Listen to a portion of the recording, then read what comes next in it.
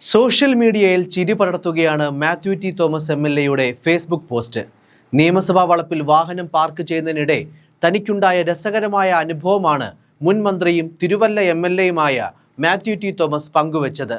MLA എന്ന് ഇംഗ്ലീഷിൽ എഴുതിയാൽ മാത്രമേ വാഹനങ്ങൾക്ക് ഗമ ലഭിക്കൂ എന്ന ഡ്രൈവറിന്റെ ഉപദേശം എത്രത്തോളം ശരിയാണെന്ന് തനിക്ക് ബോധ്യപ്പെട്ടുവെന്ന് അദ്ദേഹം തന്റെ ഫേസ്ബുക്ക് കുറിപ്പിലൂടെ പറഞ്ഞു. 2018 മുതൽ ഉപയോഗിക്കുന്ന കാറിലാണ് അദ്ദേഹം നിയമസഭയിലെത്തിയത്. ഇതുവരെ 2.25 ലക്ഷം കിലോമീറ്റർ ഓടിക്കഴിഞ്ഞു.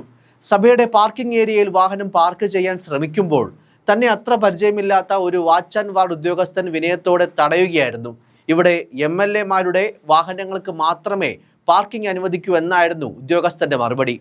നിയമസഭാംഗങ്ങളുടെ വാഹനം പാർക്ക് ചെയ്യാൻ പറ്റില്ല എന്ന MLAയുടെ ചോദ്യത്തിന് MLAമാരുടെ വാഹനം മാത്രമേ പറ്റൂ എന്ന് ഉദ്യോഗസ്ഥൻ ആവർത്തിച്ചു.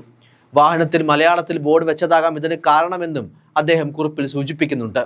നിലവിൽ നിയമസഭയുടെ ഔദ്യോഗിക ഭാഷാ സമിതി അധ്യക്ഷൻ കൂടിയാണ് മാത്യു ടി തോമസ്. എന്തായാലും നിരവധി പേരാണ് പോസ്റ്റിന് താഴെ ചിരിയും അമ്പരപ്പും പ്രകടിപ്പിച്ച് പ്രതികരണങ്ങൾ പങ്കുവെക്കുന്നത്. വാച്ച് ആൻഡ് വാർഡ് ബംഗാളിയായിരുന്നു എന്നാണ് ഒരാളുടെ ചോദ്യം. അതേസമയം തന്നെ മാത്യു സാർ ആയതുകൊണ്ട് മാത്രം ആ സെക്യൂരിറ്റി രക്ഷപ്പെട്ടെന്നും ചിലർ കമന്റ് ചെയ്യുന്നുണ്ട്.